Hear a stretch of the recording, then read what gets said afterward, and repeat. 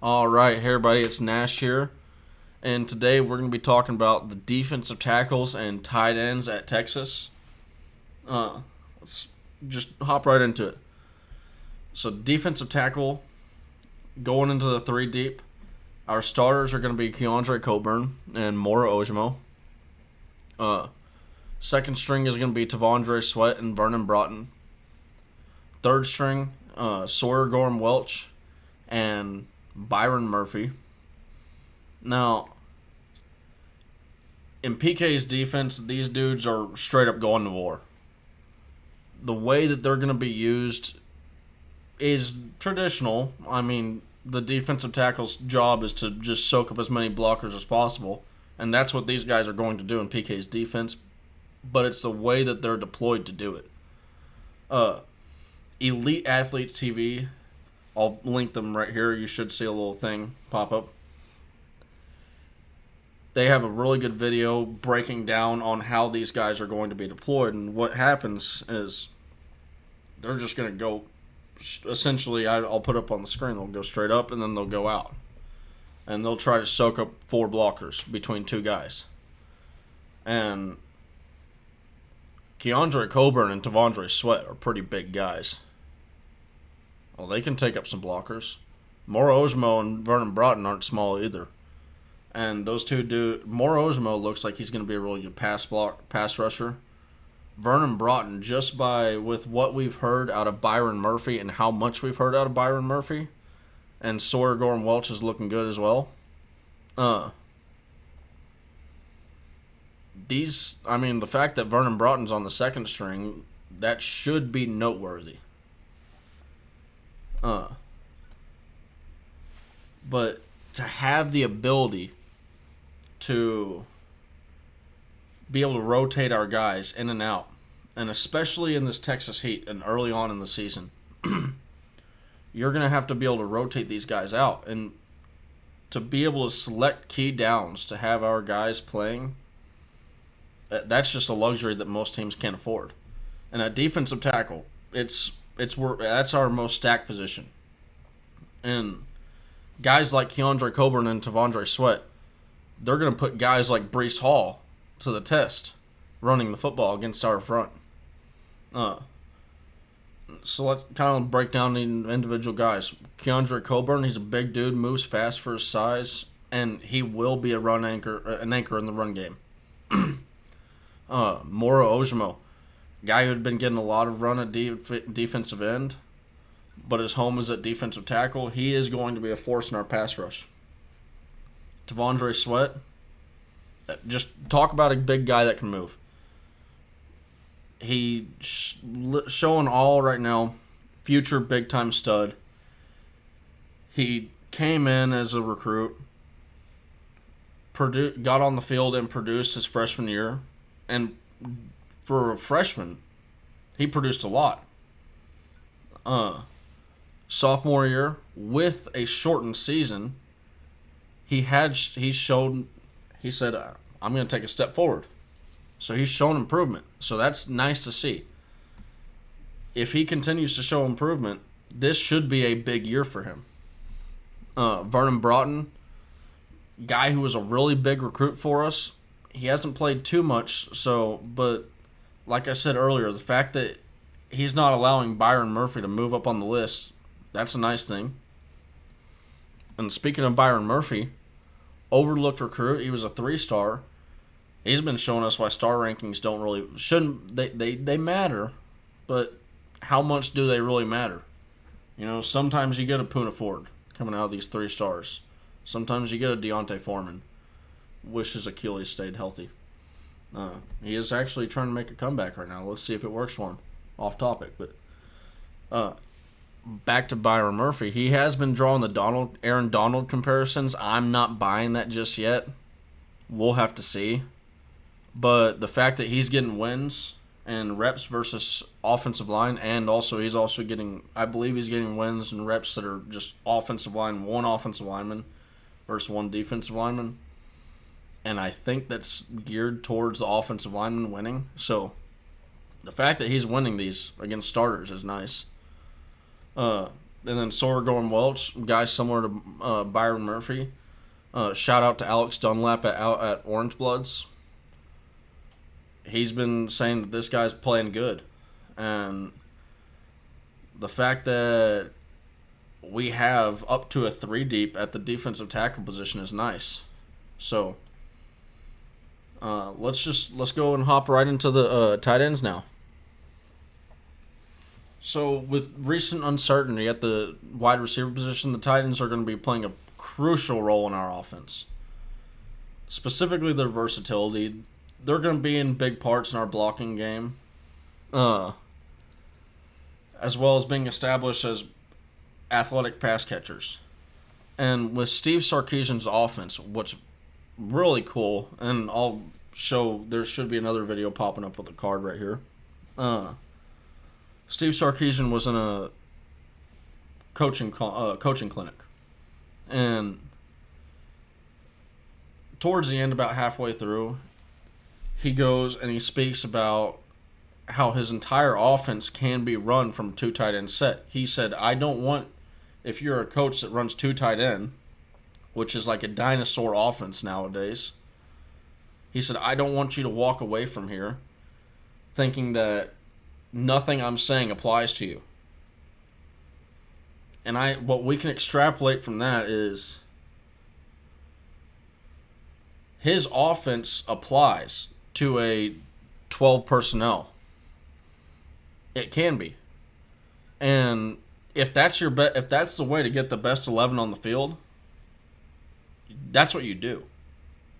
Who cares if it's a dinosaur offense? I mean, who cares?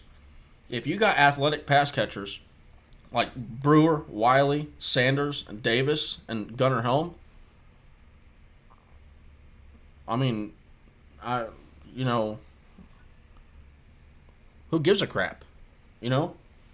So let's get into the first, like I just listed off their names kind of in order. First string, got Cade Brewer, Jared Wiley. Second string, you got Juan Davis and Jatavion Sanders. I'd say Jatavion Sanders is in front of Juan Davis. And from what from the reports that are coming out. And third string is Gunnar Helm and Brayden Liebrock, but he's injured right now. But there's an advantage to running 12 personnel with this offense. And a big reason why we have that advantage is because there's a guy named Bijan Robinson in the backfield. And that dude's the stud. When you have 2 tight ends on the field, you're going to force the other team to put a lot of run-heavy defenders out there. They are going to, if they don't, you just run the ball. You just run the ball with Bijan Robinson and Roschon Johnson and Jonathan Brooks possibly. And then don't forget about Keelan Robinson. You just run the ball and you make them stop you.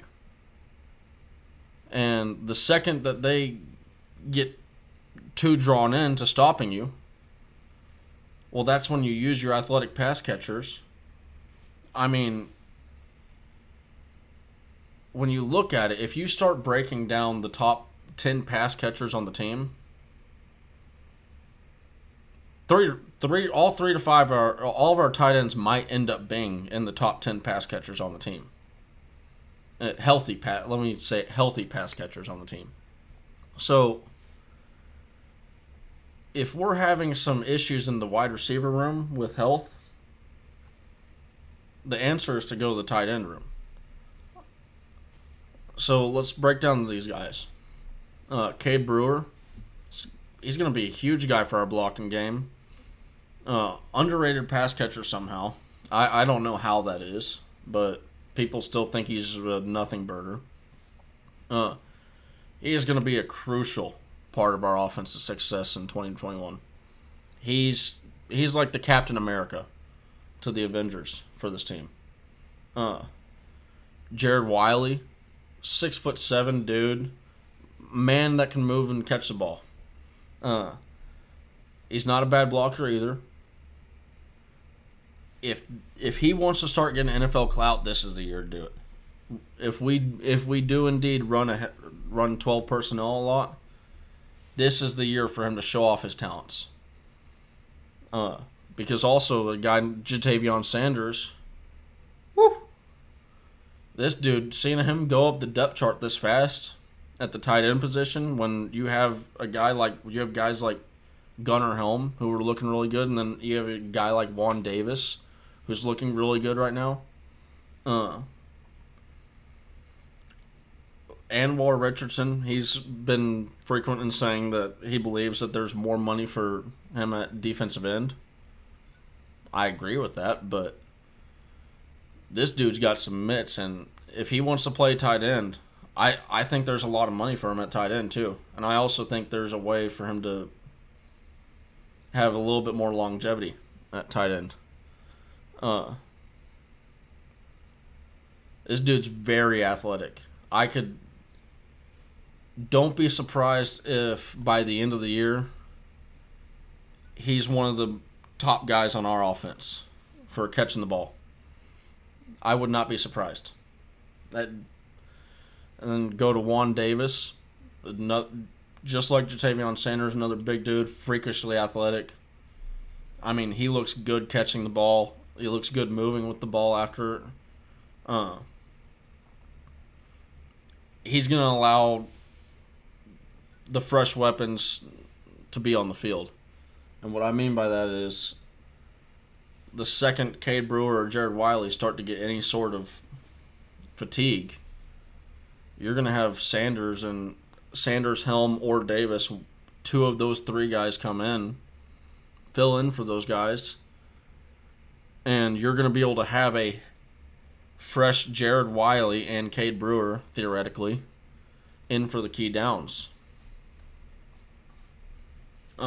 Gunnar Helm, just mentioned him. Another big-bodied tight end who can catch the ball, athletic, get yards after catch.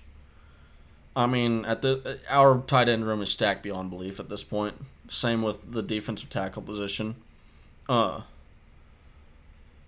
really like Gunnar Helm, and I hope he stays. Not much more to say else than that.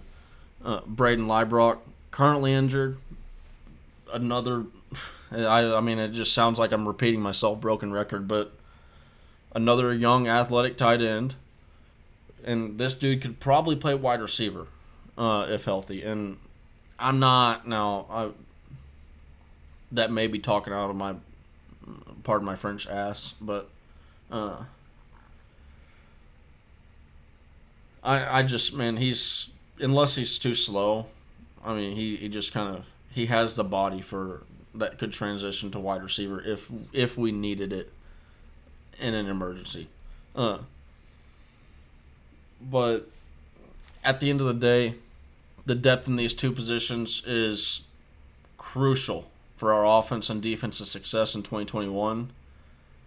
And for an example, and on the defensive side, it allowed us to move a guy like Alfred Collins to defensive end, who I've always seen as a defensive end. I think that guy can make some real good money, just like Anwar says for Jatavion Sanders, as an athletic defensive end. I mean, you saw it. He basically made a Jatavion Sanders play in the Colorado game. There was a little screen pass going out, and he's going and rushing around the end and reaches up, one hands the ball, and goes and takes it. So, man, I'm really excited to see this team. We're only 13 days away from kickoff. I appreciate all of you for tuning in. Thank you for all the support so far. And let's go get some wins. Hook 'em!